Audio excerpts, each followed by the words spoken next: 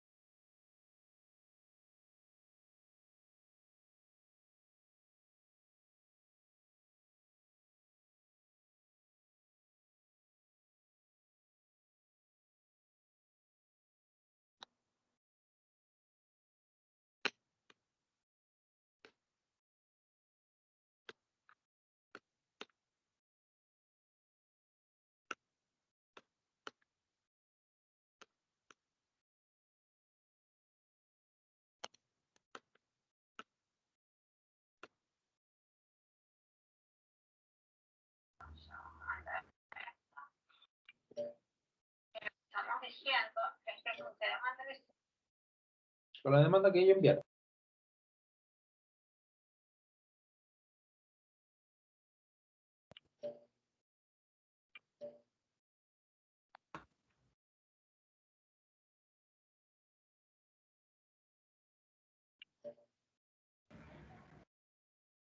Hola, buenas tardes. Buenas tardes. Buenas tardes. Hola, Hola, buenas. buenas tardes a todos. Bienvenidos a esta webinar que teníamos programada para esta tarde. Si os parece, vamos a esperar un minuto y medio que se terminen de incorporar el resto de compañeros. La verdad es que la demanda por la misma ha sido muy grande. Es verdad que estamos ahora mismo en un momento crucial para el sector energético renovable en general y fotovoltaico en particular.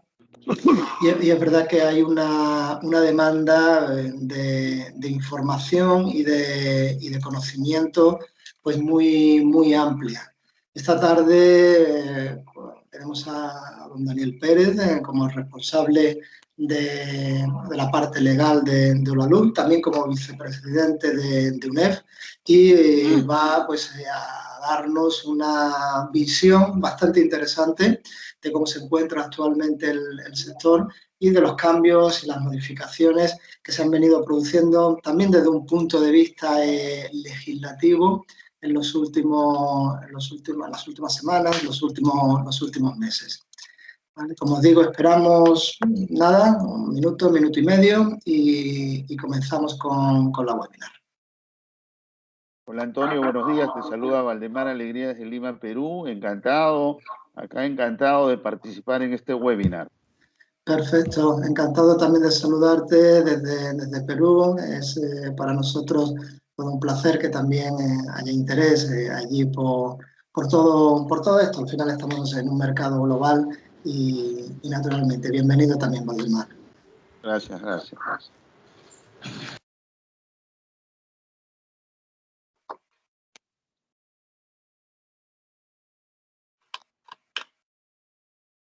Muy bien, pues vamos a comenzar. Estamos grabando la webinar, no hay ningún problema. Si algún otro compañero entra un poquito más tarde, podrá sin problema ver la grabación.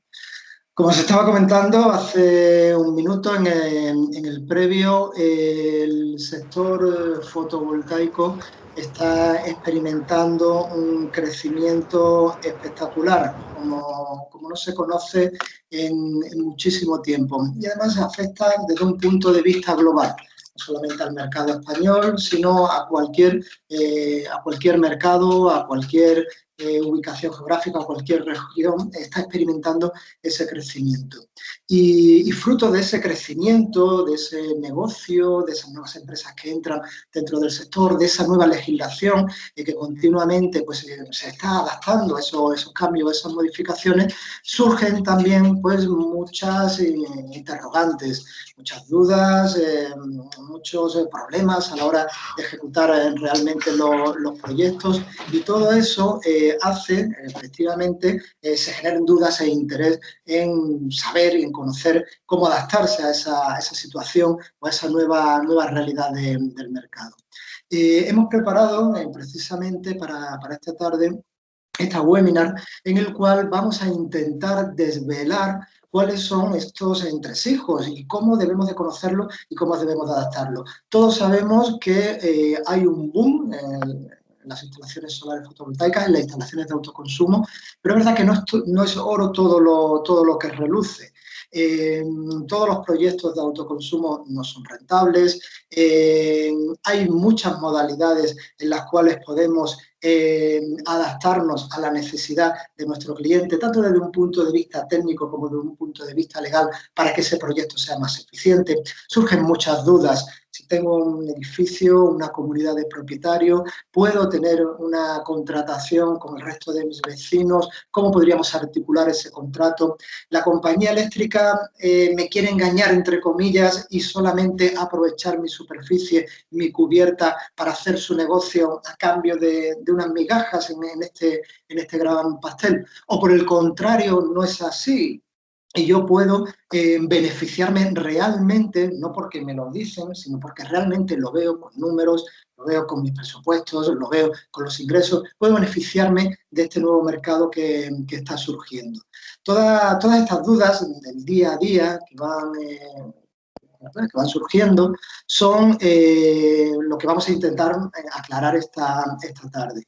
Para ello tenemos la presencia de don Daniel Pérez Rodríguez. Ahí en el previo también os he hecho una referencia a su trayectoria. Él actualmente es el jefe en la parte legal de Holaluz, se encarga de prácticamente todos los contratos, todas las PPA, darle forma para que bueno, sean rentables esos contratos y esas relaciones tanto para los clientes como naturalmente para la empresa, y también ocupa la vicepresidencia de UNEF. Como todos sabréis, UNEF es la asociación de referencia a nivel de España en materia fotovoltaica.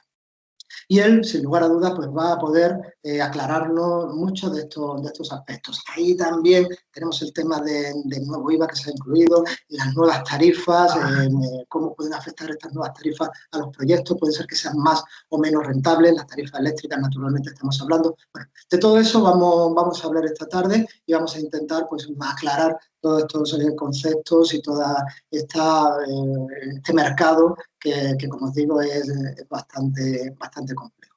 No sé si estás por ahí ya, Daniel, ¿puedes escucharme? Sí, Antonio, perfectamente. Muy bien. Muchas gracias por la introducción.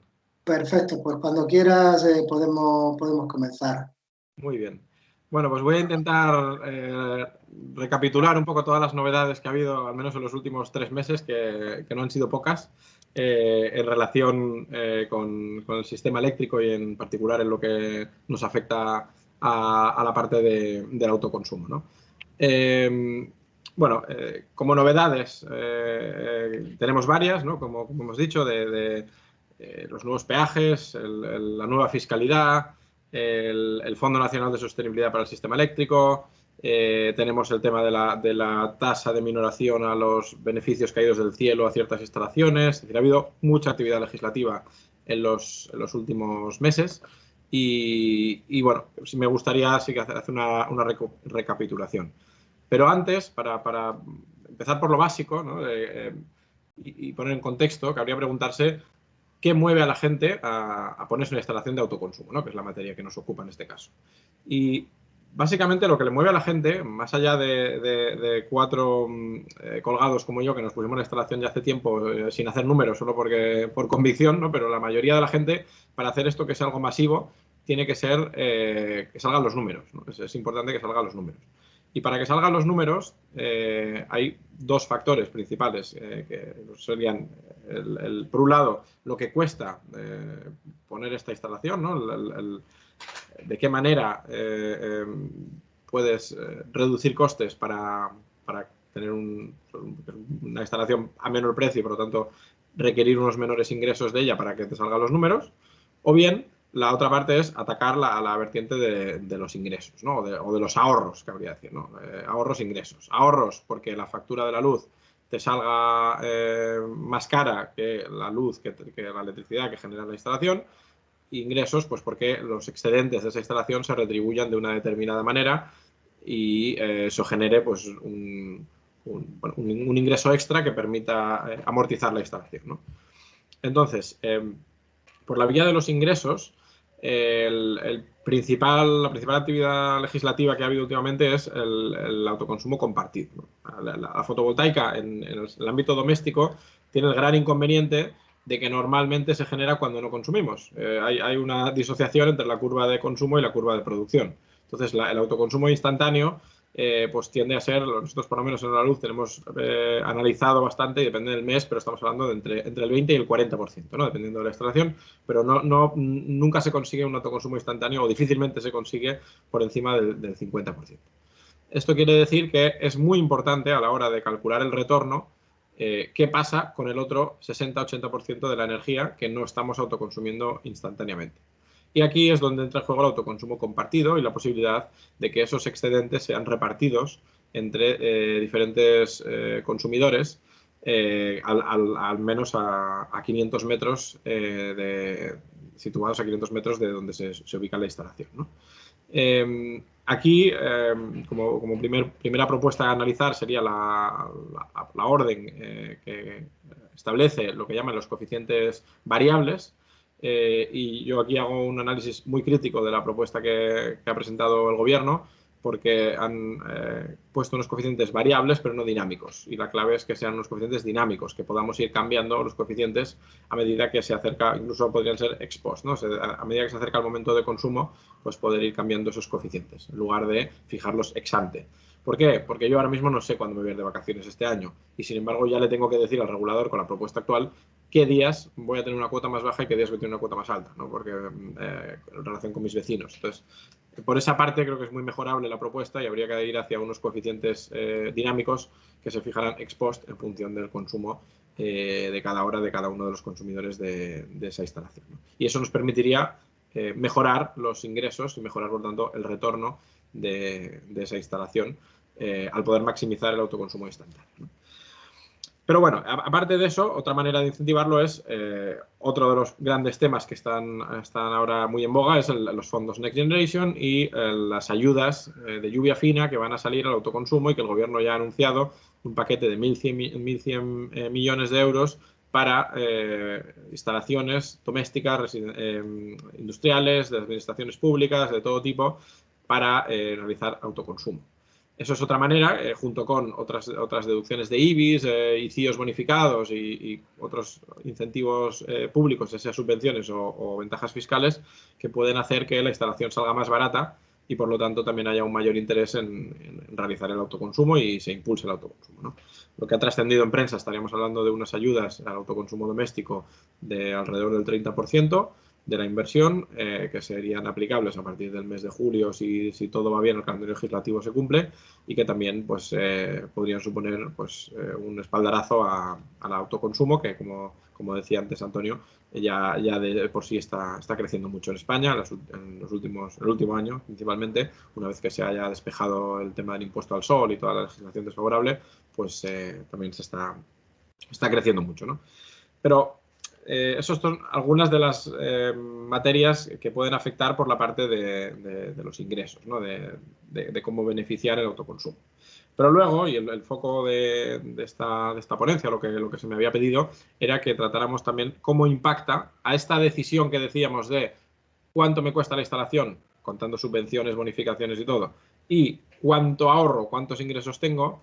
Pues una de las claves para determinar eso, o el contraescenario del autoconsumo, es consumir el 100% de la red. Entonces, cuando se hace el análisis económico de si me sale a cuenta autoconsumo o no me sale a cuenta autoconsumo, lo primero que hay que mirar es contra qué va esto. Y esto quiere decir que, dicho muy simplemente, cuanto más barata esté la electricidad de la red, cuanto menos pague el consumidor final por su energía, menos incentivo va a haber para el autoconsumo. Porque si la energía de la red, por decir un extremo, viniera gratis, nadie económicamente no tendría sentido ponerse autoconsumo en casa, porque la electricidad viene gratis, ¿no? A partir de aquí pues hay muchos grises, no es blanco y negro, pero lógicamente cuanto más cueste el kilovatio hora, o cuanto más peso tenga el coste del kilovatio hora en el global de costes totales, pues más incentivo tendrá el autoconsumo.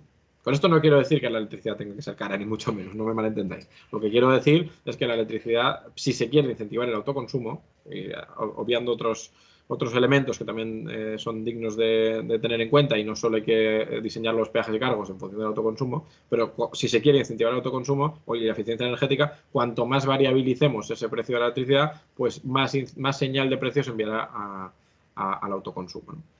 Entonces, ¿estos peajes cómo afectan los nuevos peajes y cargos? Pues los nuevos peajes y cargos, como regla general, así como titular, cabría decir que van en la buena dirección, porque pasamos de un modelo 50 fijo, 50 variable, a un modelo que va más 55 variable, 45 fijo, ¿no? Entonces, da un pequeño paso en la buena dirección. ¿Y esto de dónde viene? Pues por poneros en contexto también. Hace ya tiempo que la CNMC viene reclamando que una parte de los costes de la tarifa, estamos hablando siempre de los costes regulados de la tarifa, que es un total de 17.000 millones, y ahí hay de todo. Pues dentro de esos 17.000 millones de costes regulados, la CNMC viene pidiendo, y con buen criterio, y lo dice la directiva europea, que la parte correspondiente a redes, es decir, de esos 17.000 millones, los 7.000 millones de los 17.000 que corresponden a coste de la red como tal, o sea, de transporte y distribución, esos 7.000 millones, la CNMC pues, bueno, Europa ha dicho que la CNMC tiene que ser la que fije cómo se reparten esos 7.000 millones de peajes, ¿no?, que se llaman. Mientras que los otros 10.000 millones, que se llaman cargos, ahora se hace esta distinción entre peajes, que es CNMC, redes, y cargos, que es gobierno y es otros costes del sistema, ¿no? Esos 10.000 millones de otros costes del sistema, que son el déficit de tarifa, los costes de las renovables, residuos y cogeneración, los costes de los sistemas extrapeninsulares, los costes del operador del sistema, los costes que se arrastran todavía de la moratoria nuclear, en fin, diferentes conceptos que hay ahí en la factura. Esos 10.000 millones siguen siendo competencia del gobierno. Entonces, ¿qué ha pasado? Que la CNMC ha optado por un esquema casi todo fijo, por ejemplo en doméstico 75% fijo, 25% variable, mientras que el gobierno ha optado por un sistema casi todo variable, al revés, 75-25. Como los cargos, que son la competencia del gobierno, tienen un peso superior a los peajes, porque los cargos suponen 10.000 millones y los peajes 7.000, pues a la hora de mezclarlo esto en la coctelera hace que la parte que tiene más peso, que es la parte del gobierno, como esta es la que es 75% variable, pues en el global sale un poquito más el variable que el fijo, ¿no? Entonces se incrementa el término, proporcionalmente respecto a lo que teníamos, se incrementa el variable. En el caso del consumidor doméstico, insisto, que luego en empresa varía mucho en función de cada casuística, pero en doméstico se incrementa ligeramente la parte variable, como conceptualmente con este nuevo sistema, ¿no? Luego ya sabéis que hay todo el mundo ahora pasa a tener discriminación horaria con 3 periodos, hay dos periodos de potencia en doméstico, 6 periodos de potencia y 6 periodos de energía en tarifas de más allá de la doméstica.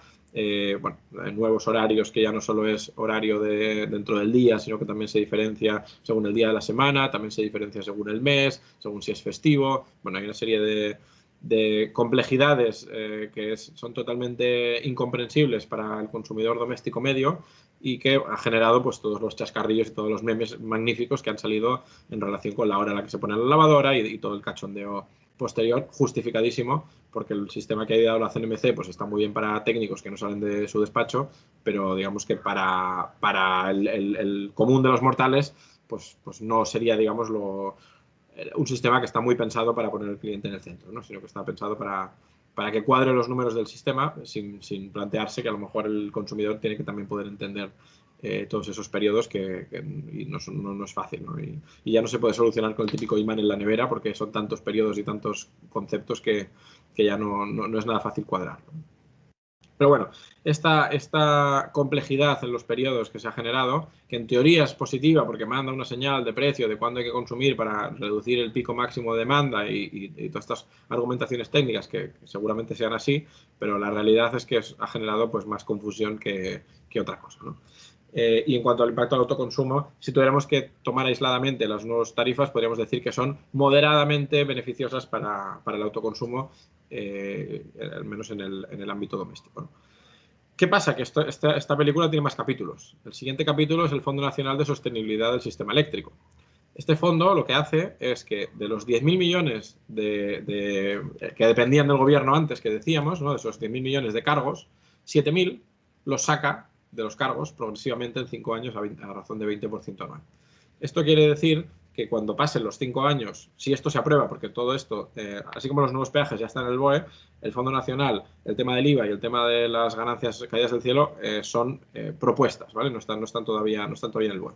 Pero si este Fondo Nacional se aprueba y pasaran los 5 años, lo que haría sería que en la nueva factura, en vez de 17.000 millones de euros de costes regulados, habría solo 10.000, porque 7.000 de los cargos saldrían de la factura y se repartirían entre consumidor eléctrico, consumidor de combustibles fósiles, de gas y de petróleo. Entonces, ¿esto qué pasa? Que al margen de muchos otros impactos y que es una buena señal hacia la electrificación del sistema, hacia la descarbonización y hacia repartir la descarbonización entre todos los consumidores y no solo los eléctricos, que son los que tradicionalmente vienen asumiendo el coste de la descarbonización, porque el resto de sectores no han hecho tanto esfuerzo o no han tenido tanto éxito en esa descarbonización. El impacto concreto para el autoconsumo es que de lo que se nos queda dentro, digamos, de esos 17.000 millones de peajes y cargos, si sacamos 7.000 de cargos, ¿qué nos queda? Nos queda 10.000. De esos 10.000 son 7.000 de peajes y 3.000 de cargos. Esto es un poco trabalenguas, pero con una gráfica luego se entiende mejor. Entonces, digamos que de lo que queda, de lo que se sacan 7.000 y de lo que quedan 7.000 que son de la CNMC y 3.000 del gobierno. 7.000 que son principalmente fijos y 3.000 que son principalmente variables. Entonces, ¿esto qué pasa? Que el sistema que ahora con las nuevas tarifas era más hacia variable, al sacar de la factura esos costes de las renovables, residuos y cogeneración, la práctica lo que implica es que volvemos otra vez un retroceso hacia una factura más fija si esto finalmente se aprueba tal como está, ¿no? Y si la CNMC no decide tocar la metodología de cálculo de los peajes, que es lo que creo que debería hacerse, ¿no? Una vez que ya se saque esto del sistema, la CNMC debería sacar debería revisar la metodología de los peajes para variabilizarla más y poder primar más el autoconsumo. Y los dos últimos capítulos de esta historia regulatoria acelerada, pues son, por un lado, la nueva propuesta de ley de los windfall profits, que de nuevo es una propuesta, y aquí lo que pretende el gobierno es, dice, bueno, hay instalaciones que ya tuvieron su régimen regulado en su día y ya tuvieron su periodo de vida útil regulatoria con su teórica amortización. ¿No estás contento? Bueno, normalito. ¿Podéis silenciar? ¿No te ha gustado nada o qué? Sí, es un ejercicio. Perdón, ¿os podéis silenciar? Porque si no os oigo... Ya, vale. No, decía que había centrales que en teoría tenían un régimen regulado durante un tiempo y una vez que pasó ese tiempo, pues tenían solo los ingresos de mercado. Ahora, como el CO2 está disparado, el precio de la electricidad también se ha disparado y se están obteniendo lo que se podría decir ganancias inesperadas, ganancias inmerecidas de esas centrales que en teoría estaban amortizadas y están teniendo un precio de mercado superior al que era esperable. Entonces, el gobierno lo que ha aprobado es una tasa de minoración por esos ingresos a ciertas centrales puestas en marcha antes del año 2005 y ese dinero que recaude, que está en torno a 1.000 millones de euros, también se va a meter en el Fondo Nacional de Sostenibilidad del Sistema Eléctrico. Entonces, eso pues, reducirá el coste de los consumidores para ese fondo, ¿no? Para las aportaciones a ese fondo. Y el último capítulo, que pasó ayer en concreto, es el capítulo del IVA de la electricidad y del impuesto del 7%, que también se suspende para el tercer trimestre de este año. El IVA de la electricidad, lo que ha trascendido en prensa y a falta de aprobación formal en el Consejo de Ministros del jueves y publicación en el BOE el viernes, parece que lo que se va a aprobar es un Real Decreto Ley en el cual se va a establecer un IVA de la electricidad para consumidores domésticos que va a bajar del 21 al 10% siempre y cuando el precio de mercado esté por encima del 45 euros megavatio hora de media durante el mes. Y además, para los consumidores vulnerables severos se les mantiene ese IVA del 10% hasta final de año, con independencia del precio de mercado. En la práctica, esto quiere decir que vamos a acabar el año con el IVA del 10%, todos los domésticos, porque el precio, al menos si no hay ninguna alteración sustancial del mercado, porque el precio de los futuros está muy por encima de los 45 euros megavatio hora ahora mismo para los meses que restan de año. Y de nuevo, por hilarlo con el motivo de este seminario, que es el impacto en el autoconsumo, en este caso el impacto es negativo para el autoconsumo, porque si la factura eléctrica baja un 11% en doméstico, porque en empresa no afecta, porque en empresa ya sabéis que el IVA pues lo soportan y se lo deducen luego, ¿no? Pero en doméstico, que el IVA sí que es soportado y no hay manera de deducírselo después, si a la hora de hacer este caso que decíamos de que me sale mejor ponerme placas y generarme a mi tejado o traérmelo de la red, si al ponerme placas en mi tejado pago el 21% de IVA y al traérmelo de la red pago el 10%, pues lógicamente hay un 11% de diferencia fiscal que manda una señal hacia el traérselo de la red, ¿no? Y por eso yo creo que aquí debería incluirse o clarificarse, mejor dicho, ese IVA del 10% para instalaciones de autoconsumo. Actualmente Hacienda sí que ha sacado una consulta vinculante en la que dice que el IVA será del 10% si lo predominante es la obra, si lo predominante son los materiales, el IVA será del 21%. Y considera que lo que predomina la obra cuando la obra representa el 60% al menos del coste y los materiales el 40%. Si los materiales representan más del 40%, predominan los materiales y por lo tanto va al IVA del 21%. Entonces eso sería conveniente que se clarificara que el IVA en doméstico, para el autoconsumo doméstico, al menos mientras la electricidad esté con el 10%, pues debería también estar al 10% para que generar la electricidad en el tejado pues tenga la misma fiscalidad que consumir la electricidad de la red, ¿no?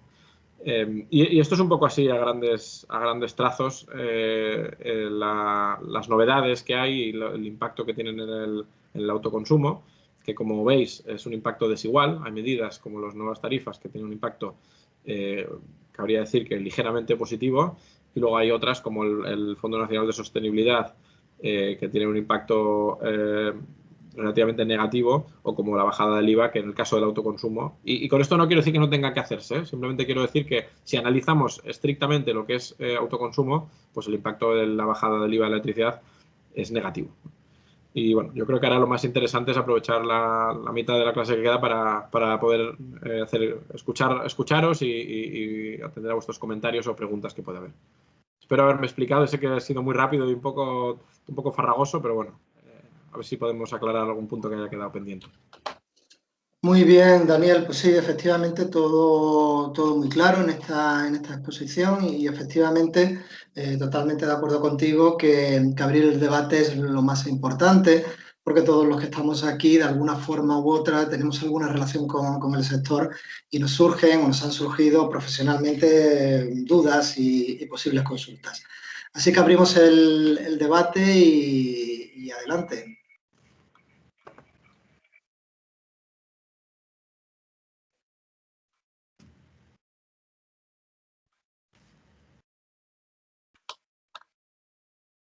Muy bien. Voy a abrirlo si os parece bien. Como veo que no, que en principio no hay ningún compañero que realiza pues, preguntas, pues si os parece bien voy a abrirlo yo. Has estado comentando, y además me parece que de forma muy acertada, que la rentabilidad de un proyecto de autoconsumo está muy relacionada con el precio de la energía eléctrica. Y es verdad lo que dices. Si yo como usuario en mi vivienda pues no pago nada de electricidad, ¿porque voy a realizar una inversión para una instalación solar fotovoltaica? Aparte de esa variable, yo considero que hay otra segunda variable, que es la cantidad de energía que consumo. En el límite, pues nos iríamos también al límite cero, ¿no? Si yo en mi vivienda no consumo energía eléctrica, porque consumo otro tipo de energía, pues tampoco me interesaría tener una instalación solar fotovoltaica, a menos que fuera a vender el 100% de esa energía y tuviera una retribución. Pero sí que hay una relación directa entre precio bajo y poco consumo. No interesa una instalación de autoconsumo, y a medida que va aumentando el precio de la energía eléctrica y a medida que va aumentando el consumo de esa vivienda, de esa industria, de esa familia, sí que parece que va interesando más una instalación de autoconsumo. Sí que me gustaría que nos indicara si esto es así o no, si tenemos, digamos, un punto de corte, podemos tener un punto de corte para que cuando hablemos con un cliente, sea una señora mayor, viuda, que vive en su pequeño apartamento con un consumo muy reducido, a esa señora con ese consumo poco reducido que no paga mucho de luz, ¿le interesaría la instalación de autoconsumo? ¿Hasta qué punto le interesaría y hasta qué punto no? ¿Y dónde estaría esa línea de corte? Si es que eso es así. Gracias, Antonio. Yo diría además, si me permites añadir otro condicionante a tu pregunta sería que tenga consumo diurno, porque si fuera un cliente que solo tuviera consumo nocturno, sería el equivalente casi a no tener consumo, ¿no? A efectos del autoconsumo. Pero bueno, sí, efectivamente, es decir, es innegable que hay unas economías de escala aquí, ¿no?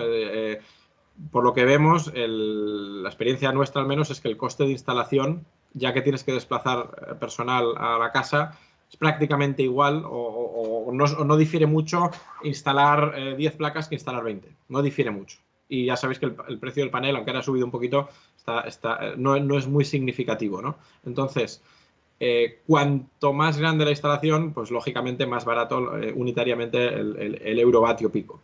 Y para hacer una instalación de, por poner un extremo, 500 vatios, seguramente que ahí el coste de la mano de obra debe ser, pues no sé, el 85-90% de la instalación. Mientras que si va subiendo, pues va bajando el coste de la mano de obra en proporción al coste total, ¿no? ¿Cuál es el break-even? Pues es que depende mucho del consumo. Nosotros habitualmente instalaciones de menos de 3 kilovatios es difícil que salgan bien los números. Pero depende mucho del consumo de cada persona.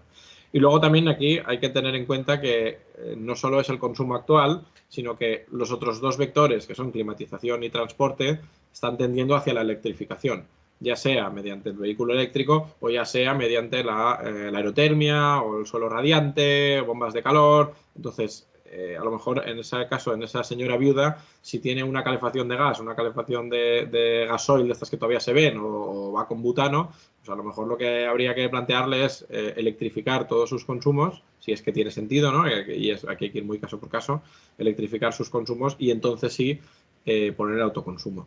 También es verdad que hay que ver el autoconsumo como no solo la persona que está debajo del tejado, sino cualquiera que esté a 500 metros, porque al final, si esa señora a 500 metros, evidentemente seguramente no sea tan sofisticada como para lanzarse a hacer eso, ¿no? Pero si esa señora resulta que tiene poco consumo, pero que a 100 metros tiene una panadería que tiene mucho consumo eléctrico y que no tiene tejado, y esa señora le pudiera vender la energía que genera a menos de 500 metros sin pasar por peajes y cargos a esa panadería, pues seguramente sería una inversión muy rentable, ¿no? Otra cosa es que esa señora lo haga o que se haga a través de una comercializadora o de un instalador para poder articular ese contrato, pero que quien tiene un tejado a menos de 500 metros de un consumidor de energía tiene un tesoro.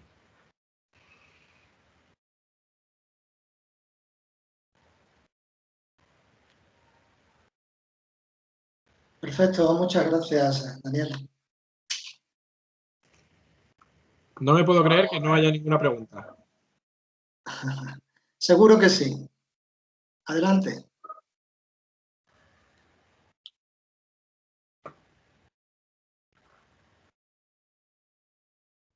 Hola, ¿se me oye?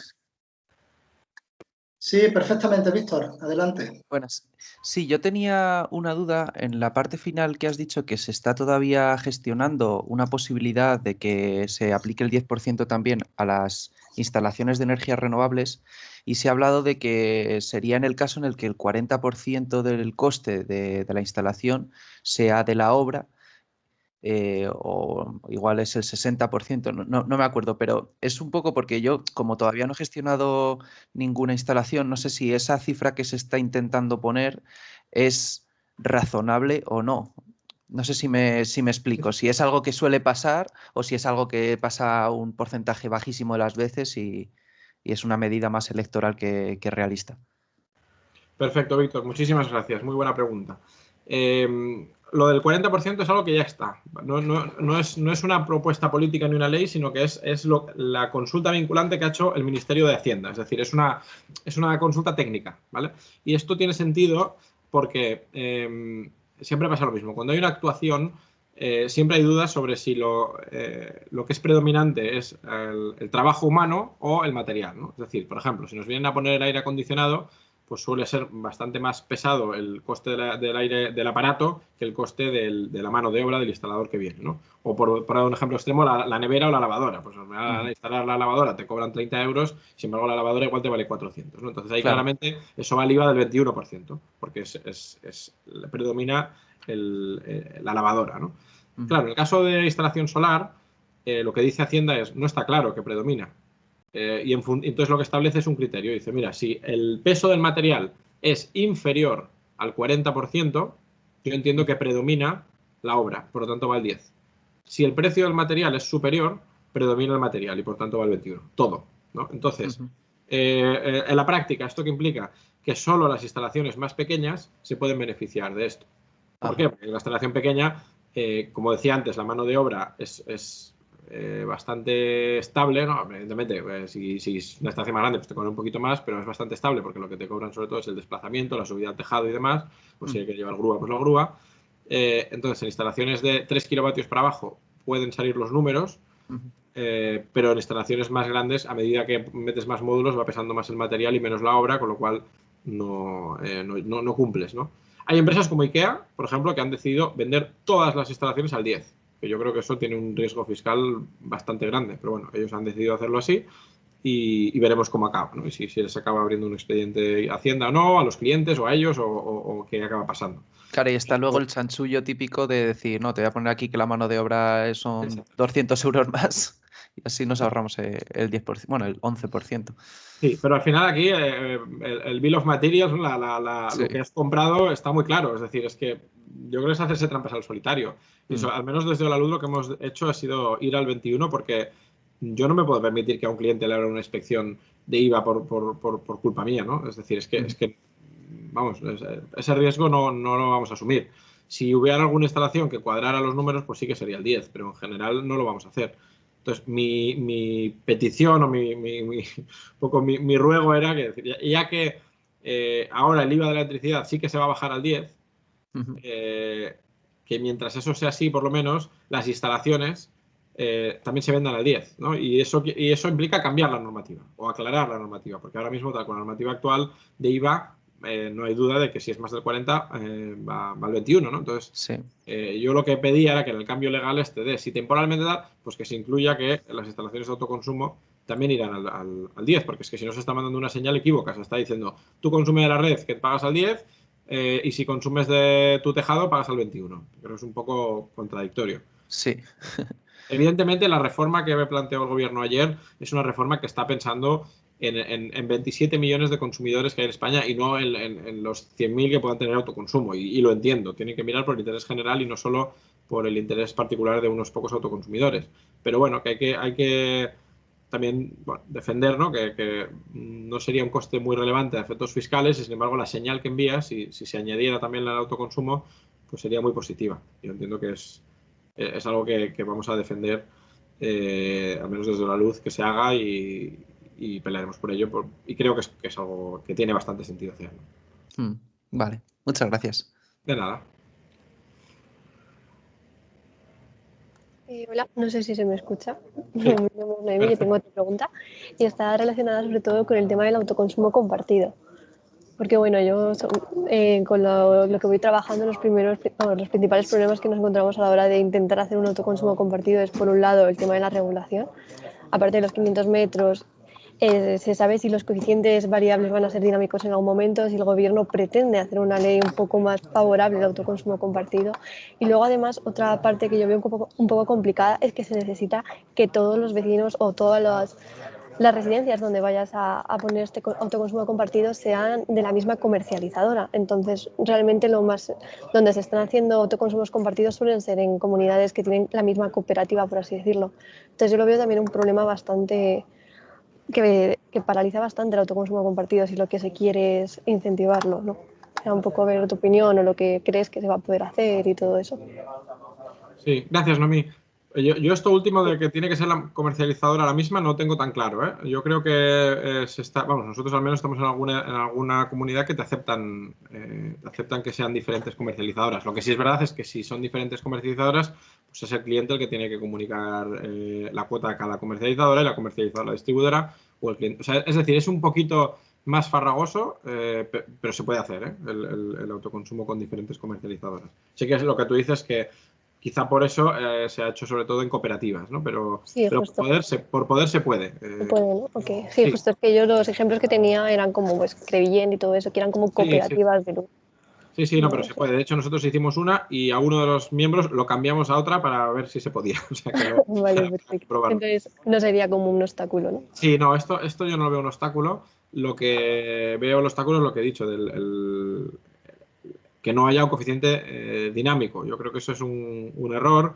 Lo que aducen desde el Ministerio es que hay falta de medios y que es verdad que es una regulación muy complicada técnicamente para hacer, no se hace de un día para otro porque tiene complicaciones técnicas a nivel de cómo hacer la operativa del día a día, pero creemos que hay tecnología suficiente para poder hacer ese cambio y no tiene que ser algo de un día para otro. A lo mejor se puede dar un plazo transitorio de 3-6 meses a la distribuidora para adaptarse a los sistemas y poder hacerlo. Pero vamos, que si estamos hablando de hacer periodos de consumo, horarios, y ahora vamos hacia 15 minutales en el caso del mercado, pues perfectamente tendría que haber tecnología para poder hacer también el reparto dinámico ex post, ¿no? Y cambia muchísimo los números, porque, por ejemplo, el caso francés, que para mí sería el modelo a copiar con el reparto dinámico, pues la maximización del autoconsumo instantáneo es muy superior a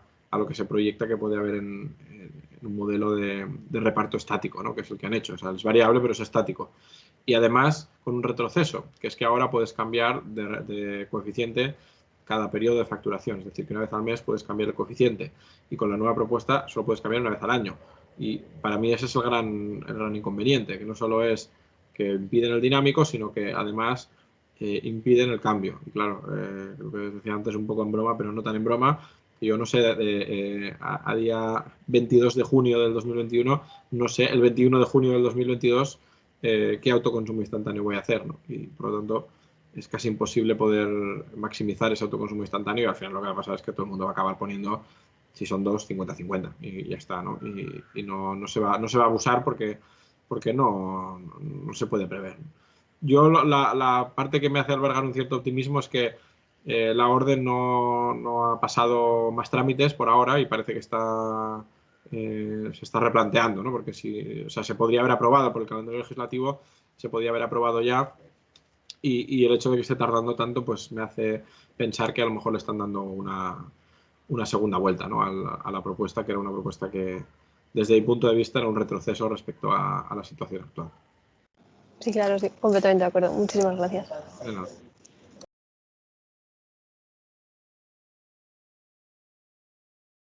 Hola. Hola, buenas. Hola, tengo una pregunta. Respecto al baile de cifras del 21, del 10%, que tienen que reunirse para aprobarlo, no sé qué, de cara a un consumidor en su hogar, ¿tú qué aconsejarías? ¿Montarse lo de las placas solares o esperar hasta que el gobierno aclare si va a ser el 10, del 21? Porque es lo de siempre, bailan las cifras, luego lo cambio, luego no lo cambio, luego lo apruebo, y de cara a un consumo propio de un hogar normal.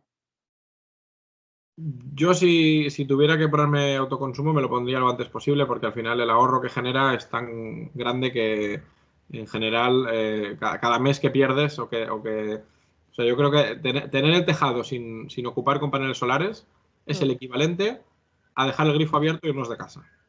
Que es como estamos sí. desperdiciando un recurso que tenemos, que es la radiación solar, y podríamos generar energía y no lo estamos haciendo, ¿no? Entonces, yo creo que cuanto antes mejor. Ahora, ¿qué momento es si se quiere ser un poco pícaro? Pues yo creo que el mejor momento es ahora con los fondos Next Generation. Es decir, si te van a pagar entre el 30 y el 35% de la instalación, aunque pagues el IVA del 21, es que te va a salir mucho mejor, ¿no? Entonces, mejor momento que ahora, en cuanto salga el Real Decreto de ayudas Next Generation, no va a haber.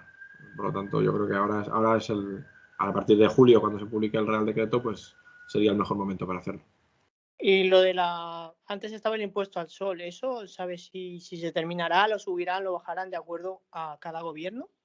¿O sabes si eso se va a mantener? O sea, el impuesto al sol, bueno, desde que llegó Teresa Rivera se derogó en octubre del año 18 y yo creo que si tuviera que apostar, diría que el Partido Popular dependerá un poco de quién venga. Es decir, en el Partido Popular hay dos almas y si prevalece el alma de los hermanos Nadal, pues otra vez volverá o eso o algo parecido. Y si prevalece el alma más favorable al medio ambiente, pues seguramente que no volverá. Con lo cual, es que depende mucho de quién sea la persona que ocupe el ministerio en caso de que haya un gobierno del Partido Popular. No sí, lo sé. porque de cara a las elecciones, que queda poco, claro, como vuelva el impuesto al sol, todo lo que es el montaje para consumo propio se va al traste. Sí, sí que es verdad que ahora la directiva europea nos protege más que en la pasada época del gobierno de Rajoy, porque ahora, aunque hubiera un gobierno, imaginemos, el más anti-impuesto al sol, hay unos límites que establece la directiva europea, ¿no? Por un lado, la imposibilidad de aprobar medidas desfavorables retroactivas, con lo cual no podría aplicar a las instalaciones existentes. Y por otro, el hecho del impuesto al sol específicamente queda prohibido hasta que España no llegue a un 8% de potencia de autoconsumo, con lo cual todavía había un poco de margen. Yo creo que ahora mismo no es algo que esté en la agenda, pero insisto, después de lo que hemos vivido con los hermanos Nadal, bueno, si volviera uno de los dos, seguramente que, no sé si es impuesto al sol o con otro nombre, pero bueno, alguna cosa inventarían. Entonces, depende mucho. Y la última, con la nueva subvención que me has dicho que se va a aprobar en julio, si tú quieres montarte tus placas, ¿tienes que hacer algún trámite o algo? A ver, aquí depende de cada gusto del consumidor, pero lo lógico, yo si fuera consumidor lo que pediría sería que mi instalador me lo tramite. Bueno, el instalador que tramitará cientos de subvenciones de este tipo, pues es más lógico que no que lo tramite cada consumidor. Pero bueno, ahí depende ya de cada uno. Vale, gracias. De nada.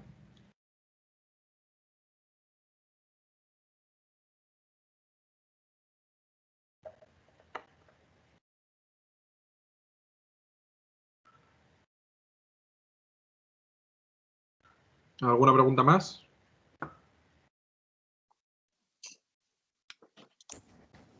Hola, sí.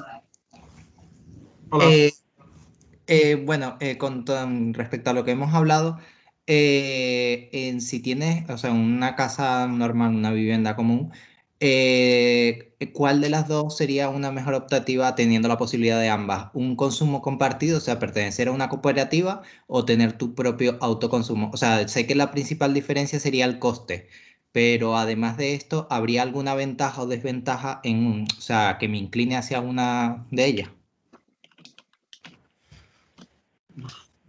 Yo creo que ahí dependerá de cada caso, ¿no? Es decir, si tú tienes, lo que decía Antonio antes, si tú tienes suficiente consumo para poder, o no tienes suficiente tejado, o sea, si tienes un tejado pequeño y mucho consumo, pues no tiene mucho sentido compartir si no tienes excedentes, no tienes nada que compartir, ¿no?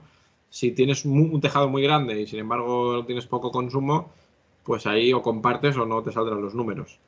Pero también yo quiero aclarar que el autoconsumo compartido no debe necesariamente verse como algo que simplemente de comunidades energéticas o de cooperativas o de la misma cooperativa. O sea, al final el autoconsumo compartido es una manera de aumentar el retorno de la instalación, ya sea abaratando los costes entre varios y por lo tanto el coste unitario por vatio pico, o ya sea maximizando el autoconsumo instantáneo. Con lo cual, perfectamente podríais hacer eso pues 3 vecinos con ánimo de lucro, digamos, o sea, no cooperativo, sino o no sin ánimo de lucro, sino simplemente pues por rentabilizar más la instalación, perfectamente lo podríais hacer, ¿no? Es decir, que aquí depende mucho del interés de cada situación. No puedo darte una pauta general. Vale, perfecto.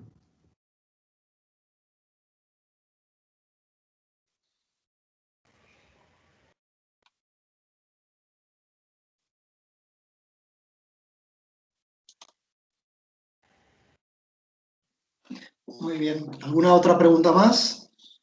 Una última pregunta, perdona. Si lo quieres poner en un edificio, no te sale viable, ¿verdad? Por lo del 21 y 10% que has dicho, lo del peso de las placas, por una comunidad de vecinos. No, al final no tiene nada que ver con el 21 y el 10. Es decir, eso es un tema para tener una extra rentabilidad, pero da, o sea, el IVA es el mismo con independencia de si es una comunidad de vecinos o si es un particular o lo que sea, ¿no? Es decir, la comunidad de vecinos, la complejidad que tiene es que constituir acuerdos en una comunidad de vecinos, al menos en España, es bastante complicado. y si no se clarifica mucho el régimen de mayorías necesario, pues más complicado aún. Y al menos nuestra experiencia, que es limitada, pero ya tiene unos cuantos decenas de casos en comunidades de propietarios, es que así como en el unifamiliar la decisión de compra cuesta, no sé, 10 días, en el caso de una comunidad de vecinos puede tardar un año en que la comunidad decida invertir, ¿no? Es muchísimo más difícil. Entonces, quizá por eso no está despegando tanto. Vale.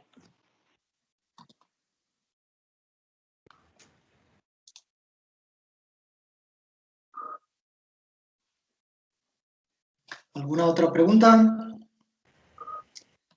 Muy bien. Hola, sí, quería hacer una pregunta. Adelante, Guillermo. Mira, quería preguntarte sobre una instalación de autoconsumo compartido, ¿vale? Entiendo que se puede realizar siempre que esté a menos de 500 metros del consumidor final. Entonces, si es un edificio compartido y, por ejemplo, tenemos un huerto solar donde instalamos una azotea a menos de 500, el punto de conexión con este edificio es la red de baja tensión, entiendo. Y entiendo que no vendemos ya la red de baja tensión, ¿no? Sino que habría un balance. ¿Cómo funciona eso exactamente? Porque si vendieses no saldría igual de rentable que si hay un balance. Exacto, sí. Es decir, tú por poder puedes hacer autoconsumo compartido a más de 500 metros si quieres o lo que tú quieras, ¿vale? Lo que pasa que la exención de pago de peajes y cargos y del peaje, el peaje de proximidad, que lo llama la CNMC, es solo a menos de 500 metros.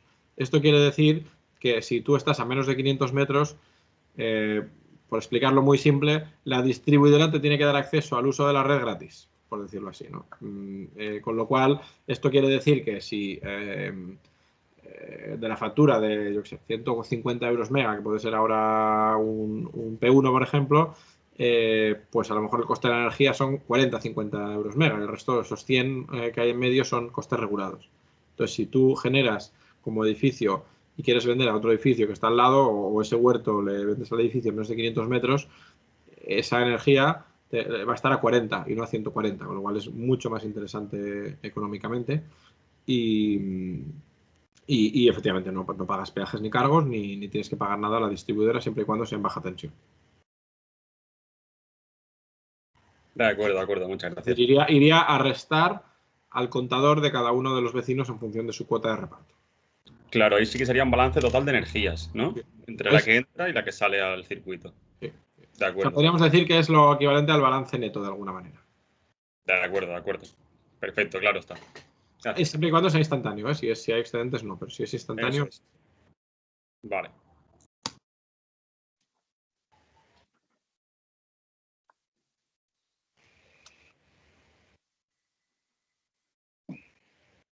Muy bien. ¿Alguna otra consulta? Vale. Muy bien. Hola, buenas tardes. Adelante.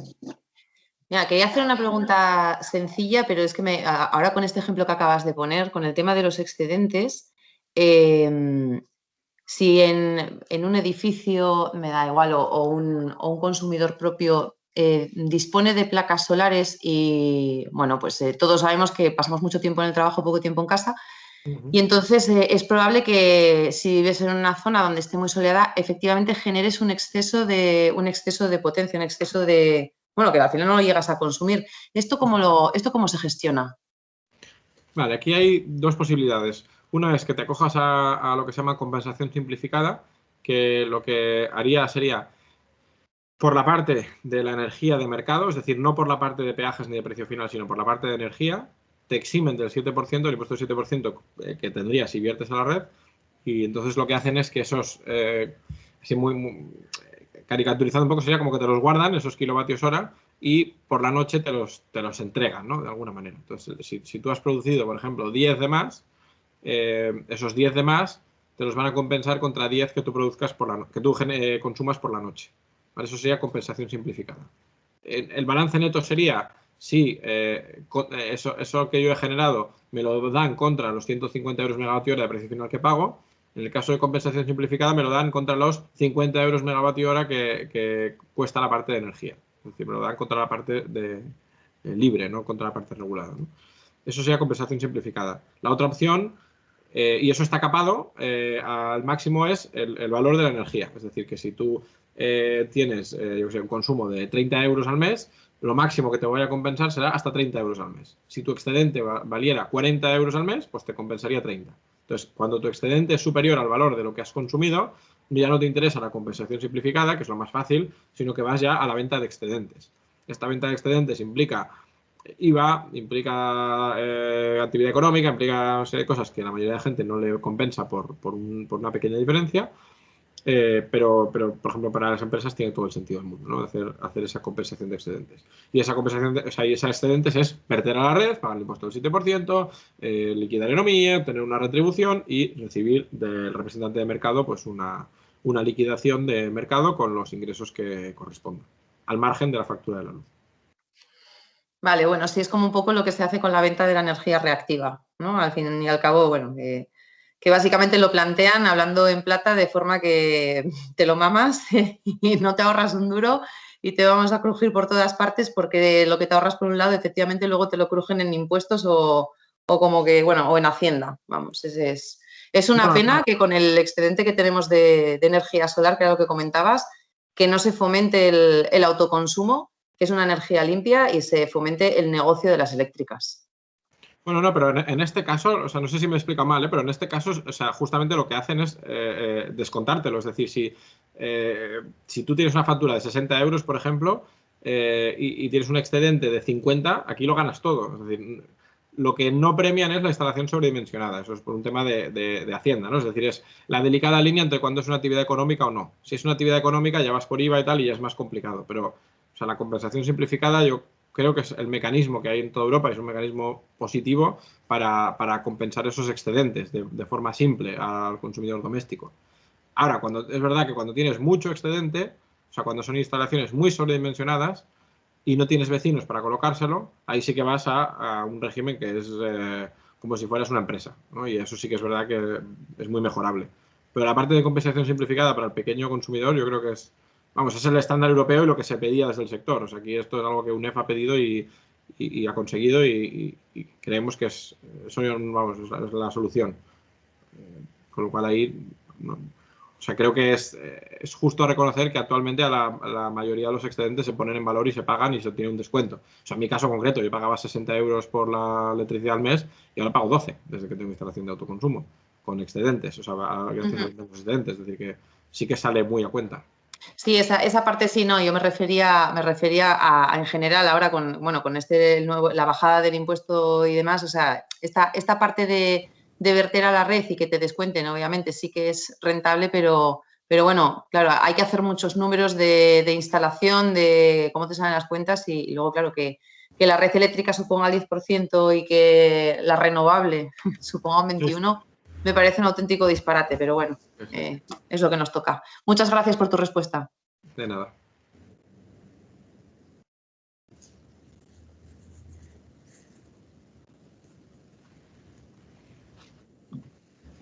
¿Alguna otra consulta?